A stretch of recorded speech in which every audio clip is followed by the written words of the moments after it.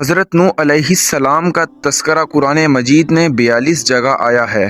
حضرت آدم علیہ السلام کی اولاد دنیا میں خوب بڑھتی گئی اور آہستہ آہستہ یہ خدا کو بھولتے گئے جس نے اسے پیدا کیا تھا، جو ان کے پالنے والا تھا، اور شیطان کے بہکاوے میں آنے لگے جس نے حضرت آدم علیہ السلام کو جنت سے نکلوا دیا تھا۔ شیطان کے بہکاوے میں آ کے یہ لوگ بتوں اور سورج وغیرہ کی پوجا کرنے لگے اور ایک خدا کے بجائے مٹی اور پتھر کے بہت سے خدا بنا لیے۔ اپنے ہاتھ سے اپنا خدا بناتے اور پھر اسی سے مانگتے، حالانکہ یہ مٹی اور پتھر کے خدا اپنے لیے کچھ نہ کر سکتے تھے، ان کے لیے کیا کرتے؟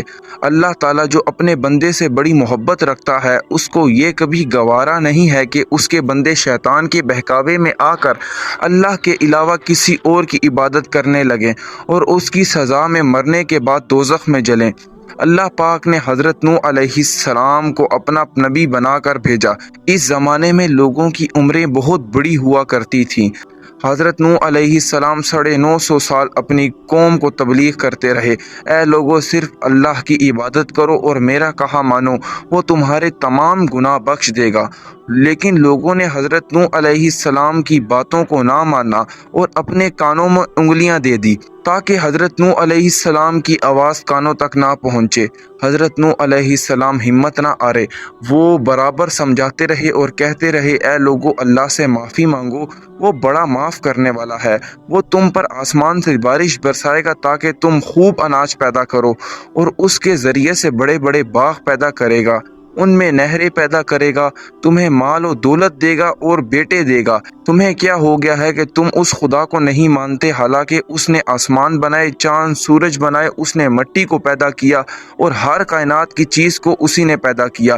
اپنے بتوں کو چھوڑ دو۔ لیکن لوگوں نے اپنے بتوں کو نہیں چھوڑا اور حضرت نوح علیہ السلام کو کہنے لگے، ہم اپنے بتوں کو ہرگز نہ چھوڑیں گے، اور تم تو ہم جیسے ہی ایک آدمی ہو، اور تمہارا کہا بھی صرف چند غریب لوگوں نے مانا، اور ہم تو تم کو جھوٹا ہی سمجھتے ہیں۔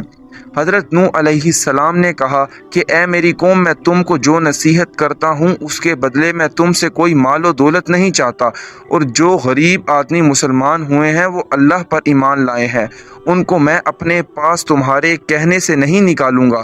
اگر میں ان کو اپنے پاس سے نکال دوں تو خدا کے عذاب سے مجھے کوئی نہیں بچا سکتا۔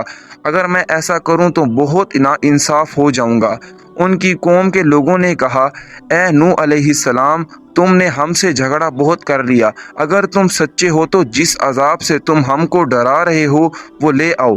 حضرت نوح علیہ السلام نے کہا کہ جب اللہ چاہے گا تو عذاب بھیج دے گا۔ اللہ تعالیٰ نے حضرت نوح علیہ السلام کو وحی کے ذریعے سے حکم بھیجا کہ تمہاری قوم میں جو لوگ ایمان لا چکے ہیں ان کے علاوہ اور کوئی ایمان نہیں لائیں گے، تم غم نہ کرو، ایک کشتی بناؤ۔ حضرت نوح علیہ السلام نے اللہ کے حکم کے مطابق ایک کشتی بنانا شروع کر دی، تو جب ان کی قوم کے سردار ان کے پاس سے گزرتے تھے تو ان کو کشتی بناتے ہوئے دیکھتے تھے اور ان کا مذاق اڑاتے تھے۔ حضرت نوح علیہ السلام ان کے مذاق کے جواب میں کہتے تھے، آج مذاق کر لو، کل جب تمہارے اوپر عذاب آئے گا اس وقت ہم تمہارا مذاق اڑائیں گے۔ آخر اللہ تعالیٰ کا عذاب اس کے وعدے کے مطابق آیا، زمین سے پانی نکلنا شروع ہوا اور آسمان سے بارش آنا شروع ہوئی۔ اللہ تعالیٰ نے حضرت نوح علیہ السلام کو حکم دیا کہ سب جانوروں کا ایک ایک جوڑا کشتی میں رکھ لو۔ حضرت نوح علیہ السلام نے سب جانوروں کا ایک ایک جوڑا سوار کر لیا، اور جو لوگ تمہارے اوپر ایمان لائے ہیں یعنی مسلمان ہو گئے ہیں ان کو بھی کشتی میں سوار کرو۔ حضرت نوح علیہ السلام نے وہ لوگ بھی کشتی میں سوار کیے۔ اللہ کا نام لے کر اس کشتی میں سوار ہو جاؤ، اس کا چلنا اور ٹھہرنا اللہ کے ہاتھ میں ہے، اللہ تعالیٰ بڑا بخشنے والا اور مہربان ہے۔ کشتی ان سب کو لے کر لہروں میں چلنے لگی، تو اس وقت حضرت نوح علیہ السلام نے اپنے بیٹے سے کہا، اے بیٹا ہمارے ساتھ سوار ہو جاؤ اور کافروں کے ساتھ مت دو۔ اس نے کہا کہ میں کسی پہاڑ پر چڑھ جاؤں گا، وہ مجھے پانی سے بچا لے گا۔ حضرت نوح علیہ السلام کے بیٹے کو بھی حضرت نوح پر یقین نہیں ہوا اور پانی نیچے سے اتر جائے گا۔ حضرت نوح علیہ السلام نے کہا، بیٹا آج خدا کے عذاب سے سوائے خدا کے کوئی نہیں بچانے والا۔ اتنے میں دونوں کے درمیان ایک پانی کی لہر اٹھی اور پانی کی لہر حضرت نوح علیہ السلام کے بیٹے کو ڈبا لے گئی۔ حضرت نوح علیہ السلام کی پوری قوم اس میں ڈوب گئی۔ پھر اللہ نے زمین کو حکم دیا کہ پانی نگل جاؤ اور آسمان کو حکم دیا کہ بارش برسانا بند کر دو، یہاں تک کہ پانی خشک ہو گیا اور تمام کافر دنیا سے ختم کر دیے گئے۔ حضرت نوح علیہ السلام کی کشتی کوہ جودی پر ٹھہری۔ حضرت نوح علیہ السلام نے اپنے پروردگار سے عرض کیا، اے میرے رب، میرا بیٹا بھی میرے گھر والوں میں سے ہے اور آپ کا وعدہ سچا ہے۔ یعنی حضرت نوح علیہ السلام کا مطلب تھا کہ اللہ آپ نے وعدہ فرمایا تھا کہ تیرے گھر والوں کو اس طوفان سے بچا لوں گا، پھر میرا بیٹا کیوں ڈوبا؟ تو اللہ تعالیٰ نے فرمایا، اے نوح، تیرا بیٹا تیرے گھر والوں میں سے نہیں تھا کیونکہ اس کے عمل اچھے نہیں تھے۔ میں تجھ کو نصیحت کرتا ہوں کہ ایسی بات نہ کر جو تیرے علم میں نہیں۔ اور یہ بات حضرت نوح علیہ السلام کے علم میں نہ تھی۔ حضرت نوح علیہ السلام نے اللہ پاک سے توبہ کی اور اپنے کہے کی معافی چاہی۔ اللہ نے ان کو معاف کیا اور حکم دیا، اے نوح، ہماری طرف سے سلامتی اور برکتوں کے ساتھ اتر۔ اس کے بعد حضرت نوح علیہ السلام کی امت دنیا میں بستی گئی اور آہستہ آہستہ ان کے بال بچے ہوتے گئے۔